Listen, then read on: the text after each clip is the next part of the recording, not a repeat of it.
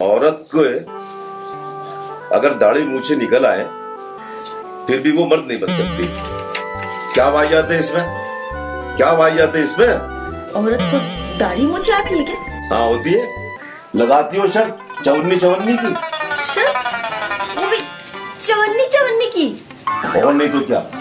सुबह सुबह मेरा भेजा फ्राई मत कीजिए, असल टॉपिक पे आइए। क्या जमाना आ गया है साहब, सरकारी दफ्तरों से लेकर प्राइवेट कंपनियों तक जहाँ देखिए एक जैसा मंजर। लड़कों की भीड़ दफ्तरों के बाहर, और अंदर लड़के ही लड़कियां, लड़के ही लड़कियां है। नाइंसाफी है ये, सरासर नाइंसाफी है। हाँ, और एक बहुत बड़ा काम तो ऐसा है कि औरत 10 जन्म लेने के बाद भी वो काम कर ही नहीं सकती। अच्छा, ऐसा कौन सा बहुत बड़ा काम है जो सिर्फ मर्द कर सकते हैं? मालूम होता है इसी सवाल पर अटक गई है तुम्हारे दिमाग की सुई।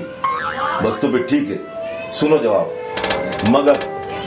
मगर उसके बाद यहाँ जो भी खून खराबा होगा उसकी जिम्मेदारी मुझ पर नहीं होगी, वो तुम पर होगी।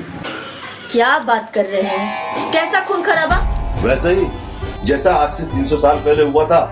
कहाँ हुआ था?